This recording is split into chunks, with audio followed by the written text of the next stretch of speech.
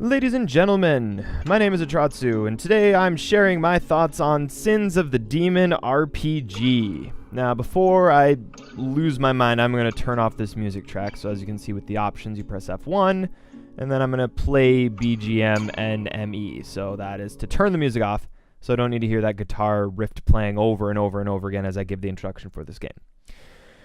So, as you probably would have guessed, this is an RPG Maker game.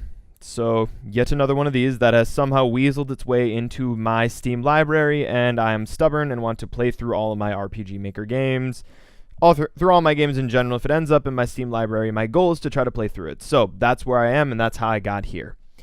So, title of the game, Sins of the Demon RPG. It was released May 13th, 2016, and the time that I've spent playing this game is 12 hours, on Steam anyway, and the game... the latest save that I have is for 10 hours and 38 minutes. So that gives you a bit of an idea for how long this game is.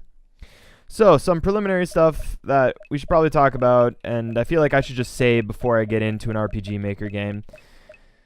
This is an RPG Maker game. It has a lot of the same sprites that you see in many other RPG Maker games. And so something that really needs to drive the game is its story. And Sins of the Demon is kind of meh. It didn't stick with me. It's a play and forget. I'm going to play it and then try to get the achievements and leave it. I didn't even get all the achievements. I missed a couple of them that I cannot repeat. I need to play through the whole game again.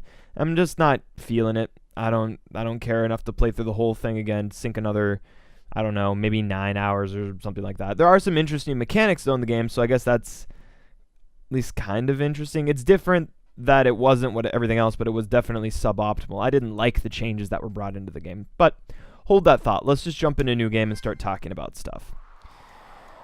So, Sins of the Demon. The story itself...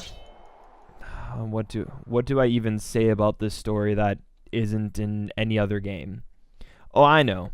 Before we talk about that, let's talk about the cover art girl for this game, which if you see the cover art of this girl and you look at the game, you're like, oh, nudity tags, what's going on here? It's that cover art. That's the reason why there's a nudity tag in the game.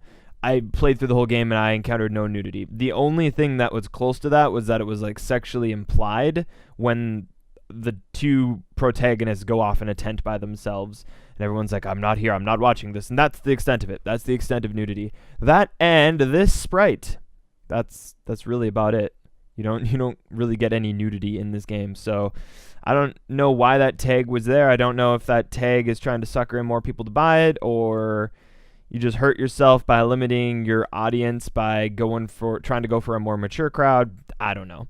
Anyway, to continue on with the story, the whole thing here is that the land has been cursed by a demon who, when people have really, really strong emotions in one way or another, I guess the 7 deadly sins, they then become those demons spontaneously. So instead of like spontaneous combustion, it's spontaneous demontion. So okay, we have sloth demons here. It's like, oh, sloth demons, they look like gargoyle flying bat type things. So we got the beginning part, which thankfully this is fairly tactfully done as far as the game being explained and the mechanics.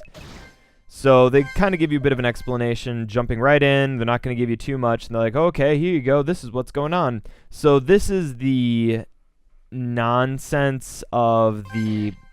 I'm not sure what this is called, but where the blue bar at the bottom right next to the health and spirit of the characters, the blue bar indicates when they can attack. And I've never liked this way of playing. It seems way too ambitious and keeping the person on toes. I'd rather just play a relaxing, turn-based strategy style game. But I don't get that choice in this matter. So, sloth demons, their gimmick is that they put you to sleep. So, there you go. Oh no, we lost. So that's kind of neat that you get that. Oh, thank you so much for your help. It was nothing really. We just lost. So, you do have stages that you can't really forget. that you can't really like die and fail to. Even some bosses you can die to, and then the game just keeps on going. It's like, well, guess you're not strong enough. So I guess that's kind of nice. Okay, so now we get a little bit more of the story, what's going on here. So this boy and his cat, they think that they are brothers, and I'm not going to say anything other than they think they're brothers, because that would be the closest thing to a spoiler that I have for the game.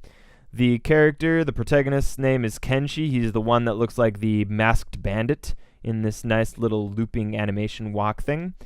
And Shinto is the cat, the white cat on his head right now. So, yeah, that's really about all there is to say as far as the game. Seeing as the game's pretty short, there's not much to say about the story anyway. Nothing else really to add. I played it. There are side quests. Let's jump into a little bit more of a progressed area, and I can talk a little bit more about the mechanics. Because I did hit a wall where I was like, okay, we've hit the RPG Maker level grind wall. So what do we do now? This is okay. Are we about there? How about now? Are we there yet? Okay. Tutorial is over. Alright, so mechanics. Overworld. Oh, there we go. The Q thing. I'll talk about that Q thing in just a second. Alright, so you press X on a keyboard if you're using a keyboard. I think it's only keyboard support. You can go through all your different settings. You got your skills. You got stats. Stats are what's going to be important. I didn't really level grind in the game. I bought food, which would then increase stats. That's the gimmick in this. And these are the quest logs, which I absolutely love quest log. And then, of course, you got your buttons, which will explain all that. And then end game. This here is a save. If you've ever played an RPG Maker game, you already know that that is a save. So there's nothing else to say about that. You can pick up side quests from various NPCs. Like this guy, you walk in here, it's like, oh, he lost a letter. Can we find a letter? Is there a letter around here? Maybe there's not. I might not be able to find it. You can find a letter for him eventually, and you're like, here, have a letter. And he's like, oh, gee, thank you. So the only achievement that I missed is for this Q thing here. So anytime the Q letter pops up, it's indicating that there's extra story that you can interact with by pressing Q, and then you have a little bit of a dialogue mid-battle thing. And these are missable. So if you miss them, you won't be able to get the achievement for getting all of them. I think I missed just a couple of them, and that's why I didn't get the achievement. You can't get it back. You gotta do it all over again. So beware. Don't skip these if you're going for getting 100% and you want to play through the game just once. Let's have a look at the general store here. Oh, they're not open yet. Well, we can fix that nonsense. We can just skip to it. So, let's skip. Whoops, no. Restart. Alright, let's skip to the oldest new save that I have. So now I've got 4 characters in this one. I'm not going to explain anything about that. Do I have anything here for stats? Nope. So this is what Kenshi looks like without having stats boosted. Now I'll show you what he looked like at the end of the game with all his boosted stats. Alright. Stats. So as you can see, I fed him attack, and that is what I used to get through the game. That's really all there is to say about it. So that's to make a pork bun. You can do some type of crafting in the game. Let's just jump into a bit more of an advanced file right here. Yeah, because at this point, this was the point that I wasn't able to progress any farther. I think this has... nope. Skipping that. He's hunting down one of the main characters in that. Loaded the wrong one again. Sure is nice that you can just reset the entire game with F12. That's just RPG Maker controls, though. Makes screenshotting very difficult. Anyway, it was after this point that I ended up running into a problem. And as you'd expect in an RPG Maker game, you've got your puzzles quotation. I'm making quotation marks above my head. You don't see them, but trust me, I'm making quotations because they're kind of puzzles, but they're less advanced puzzles than I've ever faced in any of the original Pokemon games. So, I mean, there's just nothing there. So, let's go back to town. So this is one of the features that I like. There are no random encounters. All the encounters are seen here. You can aggro them and then kite them around and whoop, whoop, whoop, whoop, whoop, whoop, whoop. Can't get you this way, can't get you that way, and you just run on through. And then if you get caught, so I'm going to run over here. Oh no, he caught me. So let's just show what an attack here does. So if I'm just trying to attack regularly, see how long it takes to bring that character's health down. It's tough to kill them at this phase because I haven't used any food to buff any of the party members, and you don't get enough experience from killing these to be able to really make it worth killing them. And then the lower minions that you can defeat easily with 4 people, you don't get enough experience to make that worth it either. So it's like, okay, what do I do now? And that's when I had to look up a little bit and be like, okay, have to use food, feed all the food to Kenshi, and then go on. So we're just going to sacrifice all these people. Thankfully, I don't think there's much to report as far as for broken spells or anything like that. The only thing that I don't like is how fast I feel that I need to respond and act when things are happening on the screen again. All I want to do is relax, hear a story, hopefully it's good, get my achievements and leave. That's all I really wanted out of this. And they wouldn't give it to me. Just refused. Could not give it to me. Okay, we're almost winning. Almost win. We won. There we go. So now what do we get from it? Party's victorious. 120 experience received. Demon hair found. Yay, somebody leveled up. So say we didn't want to fight. You probably wouldn't want to fight. It's like, okay, this is a bunch of nonsense. You hit X and then you run away. And then you have to still wait for the bar to go up and then he goes away. So you don't even need to fight these people unless you really want to. So you will notice that we didn't get any currency from that fight. Here, let's show what an easy fight looks like. So this is an easy fight. I have nothing to say to fill this. Let's use a skill instead. Skill, triple shot, fine, we'll do that. So yay, he attacked multiple people. Oh man. And then we kill this, and party's victorious, 40 experience points. So that's not really significant compared to the other amount that we got. We beat this guy faster, and we got less experience, but beating him so much faster than the other one, which you would think, okay, grind the lower one, but it takes forever to level. And again, we found demon hair and we found demon scales. So, and no money. So the only way that you get money in this game is by looting and then selling what you loot. So, in other words, that fight that we just had was more beneficial than that long fight that we had. So there's completely no point to it whatsoever. That comes down to game theory, which I would highly recommend for people that are going to work on making RPG Maker games. You definitely want to sit down and start getting some stuff about game theory, because I assume the player is lazy and try to make a game in such a way as to be like, okay, what is the laziest gamer going to do? And find a way to accommodate the lazy person, but also reward somebody who's going to go the extra mile. Like, there's no point in me killing something that's going to require more effort. I should have a better reward for killing something that takes me more time, more effort, and a higher level. Like, there should be a curve to that in some fashion to reward you for going against harder NPCs, rather than being like, well, I guess we'll just farm level 1 slimes in the starting area because we get the same amount of loot from everything. All right, now you're open, right?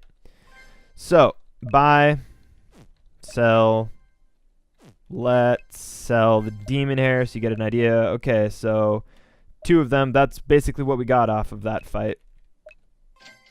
Demon scales, demon horn, ta-da, we got them.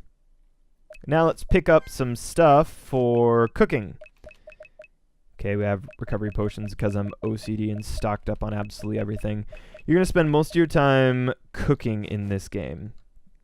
To cook, you need to find a counter like this. What would you like to cook? Rice ball, sushi, leave.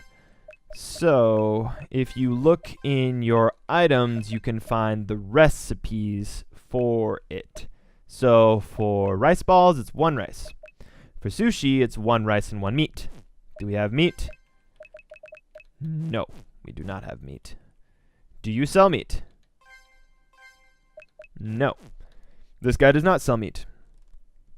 You have to go down here to get meat. You sell meat. Alright. Pork bun. Let's do it. This is the recipe you're going to craft the most of. I neglected to look at what was required for a pork bun, so this is what we're going to do. 1 rice, 1 meat. Okay. That's what we're doing then. Rice, meat. Let's just make... I don't know if we want to actually sit there for that many. You'll get the idea here in just a second. So, let's make pork bun. You don't have a what? What do you mean I don't have the required materials? You're a filthy liar. I know I have them. Did I just sell them? Is that what happened? I have meat. Meat. Oh, I don't have rice. I have rice balls, not rice. Okay. Whoops. That guy just sells regular rice. Rice balls. So we want to buy rice. We want to buy 20. That's what I get for assuming. You know what they say about assuming. I'm not going to say it because YouTube is iffy about that. Okay. So now we're going to make pork buns. Yes. You can select in increments what you want. 1, 5, 10. That's the extent of it, though. So you can only make in groups of 10. So let's make something else. Let's make sushi. Make sushi. Let's make 10. Okay. Yay. We made 10 sushi. Make more. What would you like to do? Rice ball. You don't have the required materials because we used all the materials, so we can't do that. You also can't escape that. So there's a user interface thing to keep in mind.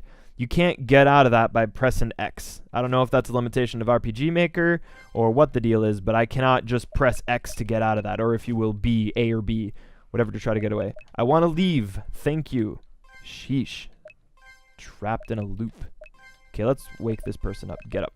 No point in ever using a recovery potion in combat either, because they'll probably get one-shotted immediately after that. So let's use that. So I'm demonstrating the items. You got this food. Everyone's eating food. Good stuff. Okay, pork bun and... what did we just make? Sushi. Okay, so sushi is a high healing item, which will heal more than rice balls, so that's the value of that. Pork bun will increase the attack by 1. So before we do that, let's have a look at... let's get somebody else. You wouldn't want to do this. Just go for Kenshi. You know what? I'm not even going to show anybody else. If you want to beat the game, go for Kenshi because he's the one that's going to be required for the final battle. So there you go. Spoiling it. I don't care. So, attack. That's an easy number to remember. We shall use one of these, and then we will make it 50. So that's one of the nice things about it when you're feeding them. So there you go, 50. When you're feeding your character in this game, you can just spam it. Bam! And there's nothing else to be done with this, though. So, now we go back here, we look at the stats, and 60, oh man! So you just gotta keep making that and keep farming that, and that's what you need to use your money on for the most part. There are achievements for getting all the recipes, so save some of that money out for that, but money is not too difficult to get. Just remember that you don't get money directly, you have to get it by selling, and don't worry about anything that shows up in the sell category. Let's load another game farther in. Let's go to not that one. Let's go to maybe that one. Let's go to this one. Wait. That one. We'll go to this one. Final answer. Final answer. Okay. Shop. Sell. We can't sell. Okay. Trust me, though, the stuff that shows up in the sell category, none of that is really going to be a big deal if you sell items in the miscellaneous. So stuff like this. Oh, you just can't sell to that guy. Well, then, I guess we're fine in that way. I done goofed. Okay, so shop, sell. You're going to sell something miscellaneous. These are obviously cooking items, so I picked them up from cooking, so sell them at your own discretion. You cannot sell, you see these poppy seeds? I can't use these poppy seeds because that quest is gone now. But you can't sell it, it's a quest item. So they take care to make sure you don't mess up or anything like that. So there's no need to have a buyback option. But Demon Scale, Demon Horn, Demon Hair, don't worry about saving these. I really didn't run into, there was maybe 1 or 2 quests where you actually needed these items. You can just farm them up off of NPCs easy enough. Ah, treasure maps. That's good stuff. I didn't do anything with Lashina crystals because I thought it was used for a quest. I don't know what to tell you. If you want to just sell them, that's what I ended up doing eventually. There are also these treasure quests, though. And if you load up a treasure map, it shows you where something is, and you go to that spot. If you know where that is on the map, you go to that spot, you investigate it by clicking A, or in my case on a PC, Z. You would search that spot, and then after you were done searching, you would find something, and it would be some kind of monetization compensation of one sort or another. It was an interesting idea. And again, there's interesting stuff that's happening in this game. But that, I do believe, is about all that I really have to say about the game. The characters, kind of meh. This is the protagonist character. Kind of reminded me of Inuyasha, but it's probably the white hair and red eyes. And then Shinto, brother demon. Shinto, I don't know. I kept thinking of Full Metal Alchemist, so there's probably anime influences going on here. No opinion on these two whatsoever. Marksman? Oh, is that what Jiro was? Didn't seem like a marksman to me. I always imagined that Jiro threw rocks at people, which... yeah, I always believed that he threw rocks at people. He's just the annoying kid that shows up, and she's the love interest. There you go. Those are... I've summed up the game for you. If you want to play it, as always, people that are trying to make their own games definitely can appreciate the support.